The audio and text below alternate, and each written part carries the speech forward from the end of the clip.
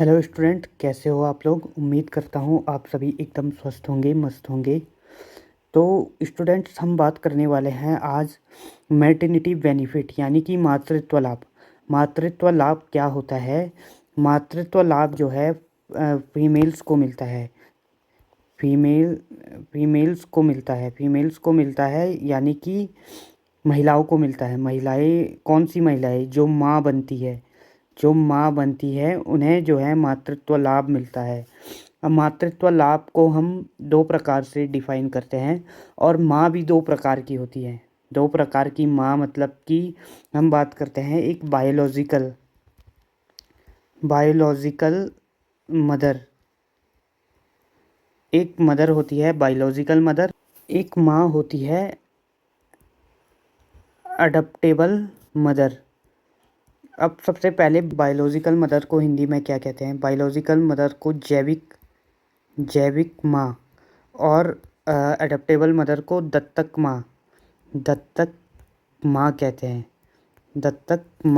हैं। किसमें? हिंदी में। अब समझते हैं कि बायोलॉजिकल मदर क्या होती है। बायोलॉजिकल मदर वह मदर होती है जो बच्चे को जन्म देती है। उन्हें बायोलॉजिकल मदर कहते हैं। बायोलॉजिकल मदर के लिए 1961 का एक एक्ट था। 1961 का जो एक्ट है 2017 में इसमें अमेंडमेंट किया जाता है, और इसका जो क्लॉज है 20A में जो है इसमें अमेंडमेंट किया जाता है, और इसमें 20A जोड़ा गया। जो बायोलॉजिकल मदर है उनके लिए 26 वीक का जो है अवकाश घोषित किया गया, अवकाश दिया गया। किसे? Biological mother. जब माँ किसी बच्चे को जन्म देती है तो उन्हें 26 वीक के लिए लगभग ये अवकाश है 6 मंथ्स का। तो ये दो पार्ट में डिवाइडेड है। 26 वीक, 13 वीक तो before birth and 13 week after birth and ये है बिफोर बर्थ। जो है इन्होंने 30 वीक का जो है अवकाश मिलता है। कौन से एक्ट के तहत? 1961 का जो एक्ट है, और इसमें अमेंडमेंट होता है 2017 में। 2017 में 20 की क्लॉज ए में अमेंडमेंट किया जाता है, और इन्हें 26 वीक का जो है अवकाश मिलता है, लगभग जो है 6 मंथ्स का। 13 week before birth and 13 week after birth. अब बात करते हैं एडॉप्टेबल मदर। एडॉप्टेबल दत्तक माँ क्या होती है? दत्तक माँ के बारे में बात कर लेते हैं। दत्तक माँ किसे कहते हैं? वह माँ होती है जो बच्चे को जो है गोद लेती है। गोद ले करके या बच्चे को जो है अडॉप्ट करके जो है माँ बनती है। दत्तक माँ वह माँ होती है जो बच्चे को जो है गोद लेती है, यानी कि अडॉप्ट कर लेती है। अब इसमें एक सेक्शन है CSC मतलब कि कोड ऑफ सोशल सिक्योरिटी 2020 का ये एक्ट है, और इसमें सेक्शन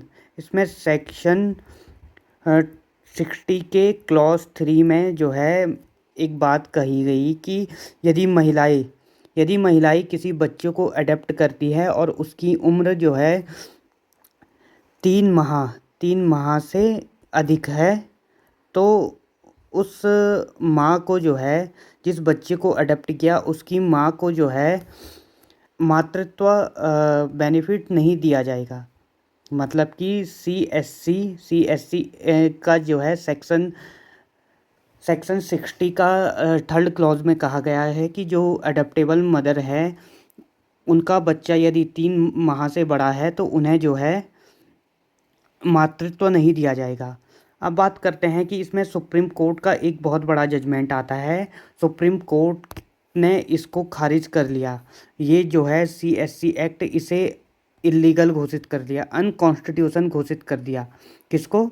जो ये CSC code of social security 2020 का एक्ट था। 2020 का एक्ट था, इसे सुप्रीम कोर्ट ने अनकॉन्स्टिट्यूशन घोषित कर दिया।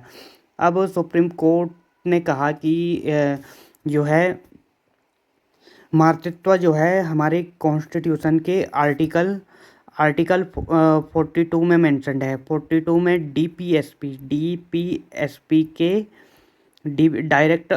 Directive of principle state policy में आर्टिकल 42 में मेंशन्ड है क्या, मातृत्व लाभ। और सुप्रीम कोर्ट के जजमेंट से कहें तो आर्टिकल 21 के तहत जो है मातृत्व लाभ जीवन जीने का अधिकार, जीने का अधिकार के अंडर आता है। तो इसीलिए सुप्रीम कोर्ट ने इसे खारिज कर लिया। और सुप्रीम कोर्ट के नए जजमेंट के अनुसार कहा गया है कि जो अडेप्टेबल जो दत्तक माँ होती है, दत्तक माँ उन्हें जो है 12 मंथ्स का जो है उन्हें भी मातृत्व लाभ दिया जाएगा। इसे सुप्रीम कोर्ट ने आर्टिकल 14 के तहत डिस्क्रिमिनेशन कहा गया है कि पहले तो क्या होता था, पहले बायोलॉजिकल मदर्स के लिए जो है मातृत्व मिलता था, लेकिन इसे डिस्क्रिमिनेशन कह करके और आर्टिकल 14 का उल्लंघन कह करके जो है सुप्रीम कोर्ट ने दत्तक माँ के लिए भी मातृत्व लाभ अलॉटेड किया गया है, जिसमें कि दत्तक माँ को भी मातृत्व लाभ मिलेगा, चाहे 3 मंथ से अधिक क्यों ना हो, उन्हें भी जो है मातृत्व लाभ दिया जाएगा। ये मातृत्व लाभ दिया जाएगा। ये सुप्रीम कोर्ट का नया जजमेंट आया है। और मातृत्व लाभ क्यों ज़रूरी है, मातृत्व लाभ क्यों ज़रूरी है। अब हम बायोलॉजिकल मदर्स के लिए तो कह सकते हैं उनकी रिकवरी के लिए जो है उन्हें मातृत्व लाभ की ज़रूरत पड़ती है। बच्चे को फीडिंग के लिए मातृत्व लाभ की ज़रूरत पड़ती है, केयर के लिए जो है मातृत्व लाभ की ज़रूरत पड़ती है। अब हम बात करते हैं कि जो है दत्तक माँ के लिए मातृत्व लाभ की आवश्यकता क्यों पड़ी।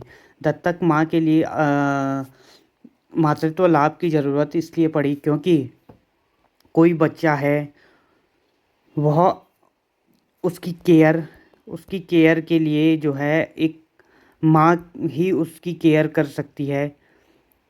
किस समय, जब वह छोटा होता है तो उस समय माँ ही उसका केयर कर सकती है। इसमें बच्चे की जो न्यू प्लेस पर आता है वह उस चीज़ को अडॉप्ट नहीं कर पाता है, इसके लिए एक माँ का घर पर होना ज़रूरी है। इसीलिए इन्हें भी मातृत्व लाभ दिया गया है।